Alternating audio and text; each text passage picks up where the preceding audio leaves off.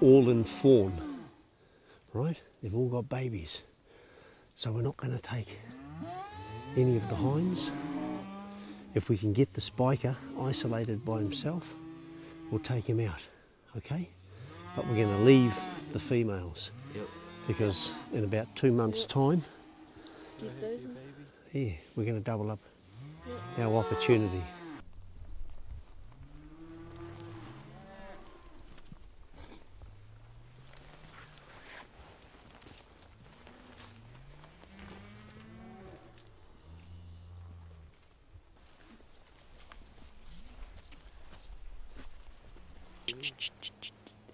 Very only in whispers, okay? Just leave them 2 minutes and they'll forget about us. They can hear you 500-600 metres. But they don't understand English. Okay, if we speak in Māori, we'll really fuck them up. All right. Hora mai.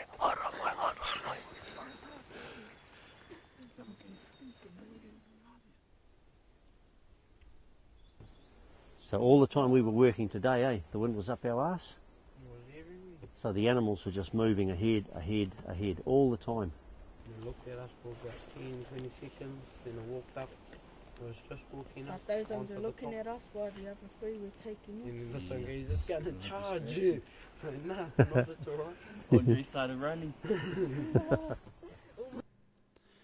One of the issues Garry has to solve is the lack of good male role models for the teens on the program. Well, the problem that you've always got is they go back and they've got peer pressure in terms of siblings. They've got issues within the home environment. You know, many of them don't know their dad. Somebody said to me, oh, you know, how many kids have you got? You know, 250 and counting, you know. Not all of them, but the majority of the kids that we bring onto the program, they have those difficulties. But you can nonetheless break through. He wasn't even rocked up. Look at me. He wasn't. Look at me. He wasn't rocked up. Was it you yelling out the window? I wasn't yelling out the window. Now, I was yelling from inside the van. Who's the head boy in this program again? Me. Okay, now you're going to look after the kaupapa when we're out in the world? Yep. Good man. I don't want to have to talk to you about this again, Skin. Okay? Up way. You know, the people that might knock this type of program, they say, oh, you're wasting your time because as soon as they go back, you know, it's all going to turn to custard. But the evidence is different from that. We've had a young girl that came through the program. She went home. Mother rang me up and says, oh, I've got a problem. We need to have a hui. All right, I'll come and see you. What's the problem? Oh, my daughter's come home and she says she wants to live in a drug-free environment. What am I going to do about that? I says, there's only one thing you can do about that. If you want your daughter, if you love your daughter, get off the ship. Yeah, and that's what happened. Yeah.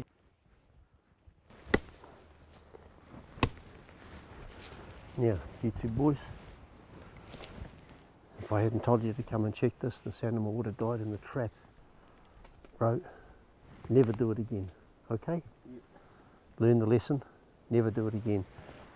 They die in the trap, mate, it's the most horrible bloody death you could imagine, okay? Yep. So make sure every single trap is cleared, all right? The main thing I can take away from it is that I've learnt a lot of the old ways, a lot of Māori ways that have been lost. The whakapapa of Tāne tells us that we're the ninth form. So, you know, the birds, the trees, the insects, everything came before us. We were the ones that came and we were given the privilege of an intellect. I think that it's one thing to walk in the bush and to just be in the bush, but to actually know the plants, know them by name and know what they do, to me that means a lot. And yeah, the experience wouldn't be the same. It's just, yeah, it's a connection with them and it is knowing them. Here, in terms of the rongo Māori, the medicinal plants, hey, they whakapapa to those plants, right? That's their kin. And their kin is giving an arm or a leg or an ear or a piece of itself to heal them, yeah? It's to talk to the trees. It's to reacquaint themselves with their elders, with the atua, with their gods, eh? It's to teach them that when you're plucking that possum and the wind's blowing, if you want the wind to drop away, then talk to Tāwhiri Mātia, because he's one of your gods, and ask him, bro, can you just back off for a moment? We need to pluck this thing, right? It's to give them that connection. And it's amazing what comes when you do that. Chevi, skin, this is what we're talking about. Okay, that's a fresh shoot of the pirita. You can feel how soft it is. This pirita, it provides you with enough water. A section that big there and a fresh tip is enough to keep you in water for a day. You can burn it, it'll burn even in the rain. You can get it to light up. Have a taste. Tastes like peas. It's really, really nice. You want some more? Yeah. No, bugger you. Share it around. And you can use these here, the bigger ones, bend them over, make hoops out of them. Yep, put the fern across them, and it gives you a house. All right, so it gives you shelter, water, fire, and food, all in one plant. But it's not all traditional knowledge being passed on. Garry teaches the boys lessons that can help them with their schoolwork too. You can learn like 20 stuff a day in the bush, and in town you just learn the same old thing. Do the same shit. Just doing Every English, maths. And then here you can learn everything, like science and all. We asked the boys to do reflective writing. So, how was your day? Here's your notebook. Put some notes down on that. And funnily enough, most of the kids end up writing poems about it. So I did an evaluation, and I said to them, well, unit standard such and such, you've achieved this, this, this. Yeah. And they said, you've been educating us behind our backs. They didn't realise, yeah. Once they got it, education had a whole new meaning for them. We don't see what it's like out on the program, but when he visits the school, I see his relationship with the students is very, very good. And that in turn enables us to have a better relationship with the students. Tonight we'll go out, we'll take the spotlight out, we might see some possums. That's a kamahi, they love those.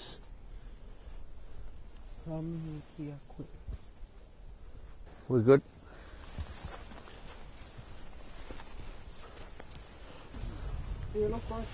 Oh yeah. Give me the gun. Stay still. Jesus, stay still, man. Oh.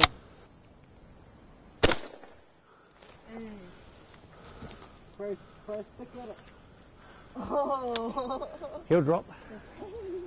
He'll drop. Kia ora. So, taking the program forward, we want to get the funding agencies on board, we want to get the schools on board, and we want to get the Māori trusts on board. They have a duty to their kids, and they have a lot of underutilised whenua, a lot of underutilised land and bush that needs a hand. So it's just win-win-win all round. So everyone... This program, so people can change, you know, yeah, and know the ways. do something with our lives. Instead of being a hypocrite and be on the top. You probably don't even know what hypocrite means, do you? Yeah, Joe. Kaitiaki for me is a person that looks after the ngahere and getting all the kuchis out of our areas and making the birds come back. So, get our trees back from dying because all the possums killing everything. And yeah, save the bush really. Doing hunting's better than doing schoolwork. Ngāti manawa. What's that? Hey, what did you say? What's From that? the heart. Kia kaha, boys. Kia ora. Good to have you here. This bush has got a heart too. Kete pai. Within the 250 that have come through, there are already kids who are carrying the kaupapa on, right? They'll pick it up. They'll start with their own kids, just like I did, and then it'll grow. Hey, there's nothing as powerful as an idea whose time has come, and this one's come.